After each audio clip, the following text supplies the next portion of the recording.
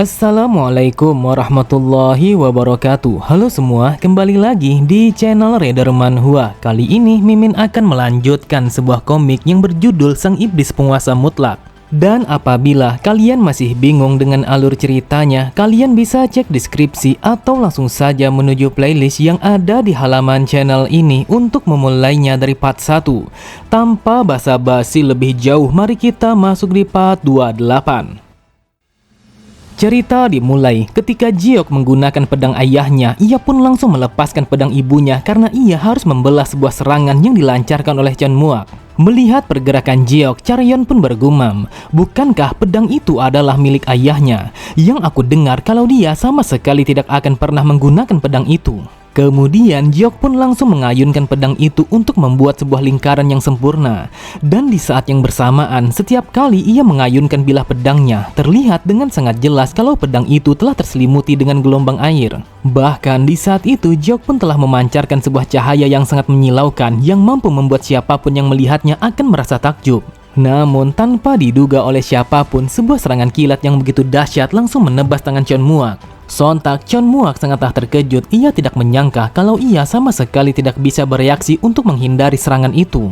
Bahkan saking kuatnya sebuah serangan yang dilancarkan oleh Jiok, sampai-sampai tempat itu kembali berguncang dan terbelah untuk yang kesekian kalinya. Sambil menahan rasa sakitnya, Chunmuak bergumam, "Aku tidak menduga meskipun tebasan pedangnya hanya menyerempet tangan kananku. Akan tetapi yang aku rasakan kalau energi internalku telah terkuras sampai habis. Jujur saja, aku tidak tahu seni bela diri apa yang digunakan oleh Tuan Muda, karena ini adalah pertama kalinya aku melihat sebuah teknik seni bela diri yang sehebat itu." Terlihat mereka semua langsung terdiam. Hal itu disebabkan karena mereka tidak bisa memahami seni bela diri apa yang digunakan oleh Jiok di dalam pertarungannya.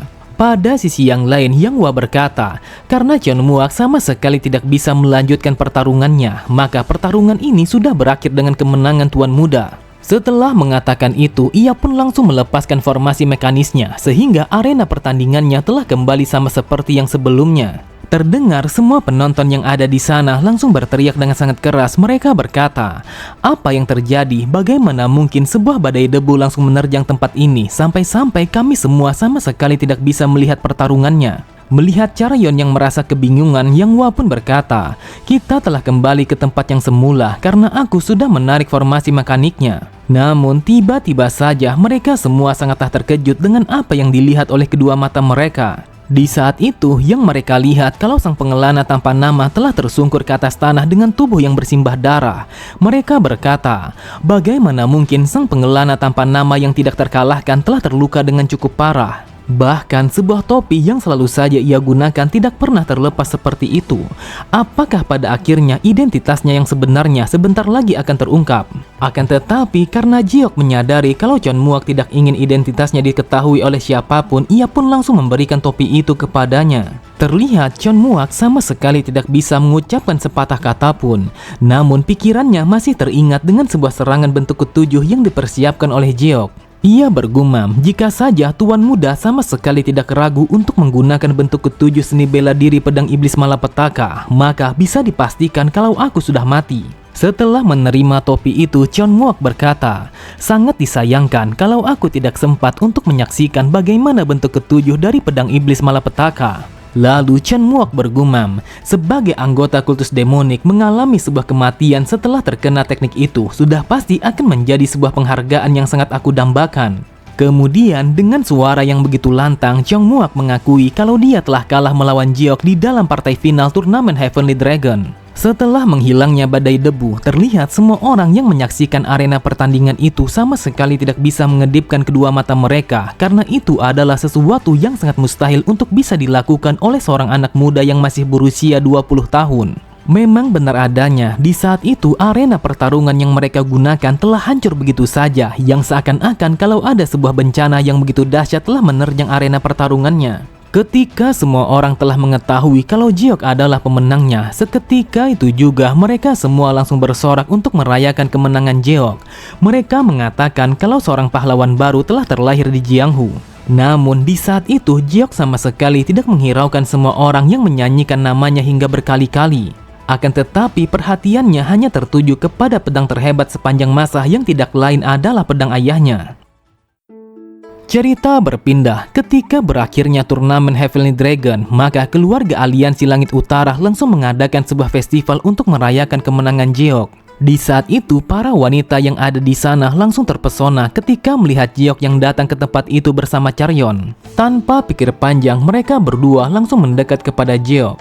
Lalu mereka berkata, "Wahai Tuan Muda, kami ingin mengucapkan kata selamat atas kemenangan Anda. Namun aku masih bertanya-tanya, apakah Tuan Muda memang terlihat selalu tampan pada setiap harinya?" Sambil tersenyum, Jeok pun mengatakan kalau dia memanglah terlihat seperti itu pada setiap harinya, dan itu sama sekali tidak akan pernah berubah meskipun hanya sedikit. Seketika itu juga, kedua wanita itu langsung berteriak dengan sangat histeris karena mereka telah terpesona dengan ketampanan yang ditunjukkan oleh Jeok. Mereka pun mengatakan kalau Jeok sangatlah keren dan juga berwibawa. Mendengar itu, Jeok pun mengatakan kalau itu adalah sebuah pujian yang paling sering ia terima ketika ia berkelana mengitari Jianghu ini. Tepat di sampingnya, Charyeon bergumam, setelah Jeok memenangi turnamen ini, ia pun menjadi sangat terkenal pada perkumpulan wanita-wanita cantik, entah itu kalangan atas ataupun kalangan bawah. Kemudian, Jeok pun memalingkan pandangannya kepada Charyeon karena ia menyadari kalau Charyeon merasa minder setelah dirinya didekati oleh wanita lain. Lalu, Jeok pun mengajak Charyeon untuk mencari sebuah tempat agar mereka bisa makan bersama-sama. Dengan wajah yang memerah, Charyeon berkata, "Apakah kau yakin kalau kau tidak ingin istirahat dulu karena yang aku lihat kau mengalami luka-luka yang cukup fatal?" Sambil tersenyum, Jeok berkata, "Apakah kau begitu khawatir kepadaku sampai-sampai kau memintaku untuk beristirahat terlebih dahulu?" Namun tiba-tiba saja mereka berdua telah dikejutkan dengan kehadiran sang pemimpin aliansi Langit Utara yang datang menemui mereka secara langsung. Namun sebenarnya yang ingin ditemui oleh Im Chonse adalah Charyeon karena dia sudah mencarinya sejak dari lama. Im Chonse berkata, "Saat ini aku sangat yakin kalau kau akan menjadi seorang pasangan yang sangat hebat untuk Im Hagi. Jadi bagaimana menurutmu, apakah kau akan menerimanya?" Sontak Charyeon sangatlah terkejut sampai-sampai ia tidak mampu untuk mengucapkan sepatah kata pun. Ia bertanya-tanya bagaimana mungkin sang pemimpin aliansi Langit Utara telah mengatakan itu kepadanya. Bahkan sampai saat ini aku tidak pernah sekalipun berbicara kepadanya secara langsung. Jadi apa yang sebenarnya terjadi? Apakah mungkin kalau mereka ingin membangun sebuah hubungan dengan keluarga kami? Pada sisi yang lain, terdengar para tetua yang mengawal Im Cheon saling berbicara satu sama lain. Mereka berkata, apakah yang dia maksud kalau dia akan merencanakan pernikahan antara keluarga agung dan juga keluarga pedang kebenaran? Tetapi kita sama sekali tidak mengetahui apa yang sebenarnya direncanakan oleh sang pemimpin di balik pernikahan itu. Terlihat Charyeon kembali terkejut ketika mendengar Im Cheon yang melanjutkan kata-katanya.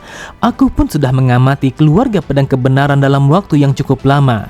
Dan semakin lama aku melihatnya, aku pun menjadi sangat yakin kalau kau akan menjadi seorang pasangan yang sangat sempurna bagi Im Hagi. Akan tetapi Charyeon langsung terdiam ketika mendengar Jeok yang mengatakan kalau Charyeon telah memiliki seseorang yang sangat istimewa di hatinya. Lalu Jeok kembali berkata, asal kau tahu, seseorang yang paling spesial di hatinya adalah aku. Dan bahkan dia sama sekali tidak akan bisa berpaling dariku meskipun kau mencoba untuk menjodohkannya kepada Im Hagi. Mendengar itu, terlihat Charyeon sama sekali tidak bisa mengucapkan sepatah kata pun karena dia begitu syok dengan apa yang dikatakan oleh Jeok. Sambil memperhatikan sang pemimpin yang terdiam, kedua orang itu kembali berkata, dasar sialan, apakah dia sudah gila karena dia begitu berani berbicara seperti itu kepada sang pemimpin? Lalu Im Cheon berkata, sudah sewajarnya kalau seorang pemenang turnamen Heavenly Dragon memiliki rasa percaya diri yang begitu tinggi seperti ini. Dan aku bisa tahu mengapa Nona Charyeon langsung jatuh hati kepadamu.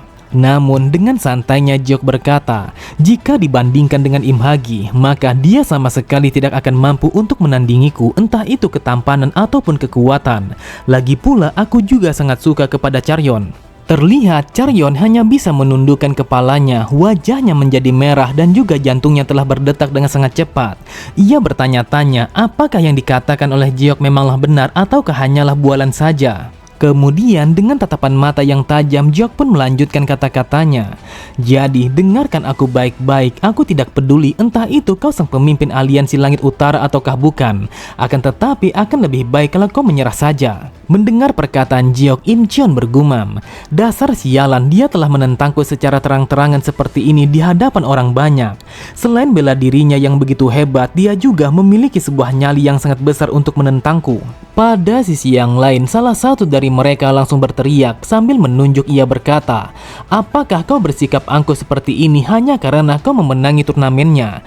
Bahkan kau sangat berani bersikap tidak sopan kepada sang pemimpin keluarga agung Aliansi Langit Utara." Menanggapi ocehannya, Jiok pun langsung menarik nafas panjangnya. Lalu dengan nada yang begitu datar ia berkata, "Dengan mendengar ocehanmu, apakah kau ingin mengatakan kalau aku harus menyerahkan Charyeon kepada sang pemimpin Aliansi Langit Utara meskipun aku telah memenangi turnamen itu?" Saat mendengar orang itu yang meminta Jiok untuk bersikap sopan kepada orang tua, Jiok pun kembali berkata, "Beginilah pemikiran para orang tua. Ketika ada sesuatu yang telah memenuhi harapan dan juga kehendak mereka, maka mereka akan tertawa terbahak-bahak dengan begitu puas. Namun ketika ada sesuatu yang tidak sejalan dengan apa yang mereka pikirkan, maka mereka akan mengatakan sumpah serapah yang sama sekali tidak pantas untuk diucapkan oleh orang tua." Apakah selama ini kalian semua sama sekali tidak pernah berpikir betapa kolotnya sebuah standar yang kalian miliki saat ini? Bahkan sampai saat ini kalian semua begitu nyaman dengan pemikiran yang sekolot itu sampai-sampai kalian tidak berniat untuk memperbaikinya. Pada sisi yang lain, Charyeon bergumam, apa yang terjadi kepada Jiok sampai-sampai ia begitu marah kepada mereka. Biasanya dia hanya tertawa dan juga mengabaikan mereka semua. Akan tetapi kali ini dia telah menunjukkan rasa benci yang begitu besar kepada mereka. Orang itu berkata, "Dasar sialan, berani sekali kau mengatakan sesuatu yang seperti itu. Jika suatu saat nanti kau sudah tua, maka kau akan memahami betapa bodohnya tindakanmu saat ini." Jiok pun kembali berkata, "Aku rasa kalau aku tidak akan pernah seperti itu karena aku sama sekali tidak akan pernah menjadi sepertimu. Asal kau tahu, menjadi orang tua bukan berarti secara otomatis akan membuatmu menjadi layak untuk dihormati dan juga dipuja-puja." Akan tetapi semua orang yang ada di sana langsung memalingkan pandangannya ke arah samping ketika seseorang yang berkata, "Jiok, entah kenapa kau selalu saja seperti biasanya." Di saat itu terlihat seorang lelaki dan juga seorang perempuan telah berjalan di antara kerumunan banyak orang dan menuju ke arah mereka. Ternyata orang yang berbicara itu adalah Jiok Sorin yang tidak lain adalah ayahnya Jiok. Dengan tatapan mata yang datar, Jiok berkata, "Ayah, bagaimana mungkin kau datang ke tempat ini sedangkan kau begitu sibuk dengan usahamu?" Melihat kedatangan Sorin, orang itu berkata, "Apakah kau adalah ayahnya bocah ini? Aku tidak mengerti bagaimana kau membesarkan bajingan itu. Tetapi sebaiknya kau harus mengajarkan kepada anak ini bagaimana caranya menghormati orang tua." Di saat itu, Sorin sama sekali tidak mengucapkan sepatah kata pun untuk membalas perkataan orang itu. Namun tepat di belakangnya dengan suara yang begitu tajam, ibunya Jiok berkata, "Tutup mulutmu sekarang juga, kau hanyalah orang tua yang kencingnya saja harus menggunakan alat bantu." Sontak orang itu semakin marah karena ia tidak menyangka kalau ibunya Jiok telah mengatakan sebuah penghinaan kepadanya. Pada sisi yang lain, Im Cheon sama sekali tidak bisa memalingkan pandangannya dari ibunya Jiok karena ini adalah pertama kalinya dia melihat seseorang yang sepertinya. Sama halnya dengan Charyeon, ia tidak bisa mengedipkan kedua matanya setelah melihat bagaimana ibunya Jiok yang selama ini Jiok banggakan tentang kecantikannya. Di saat itu, Jiok hanya tersenyum setelah melihat ibunya yang datang membelanya. Jiok menyadari kalau ibunya sudah pasti akan mengatakan sesuatu yang seperti ini karena ini adalah sifat alaminya. Kemudian ibunya kembali berkata, "Dasar sialan, berani sekali kau menunjuk anaknya orang lain dengan jari-jarimu yang kotor seperti itu. Asal kau tahu, sedikit saja kau berani menyentuh anakku, maka aku bisa memastikan kalau kau akan mati sekarang juga." Oke semua, cukup sampai di sini dulu pembahasan alur cerita kita. Sampai jumpa di video selanjutnya. Wassalamualaikum warahmatullahi wabarakatuh.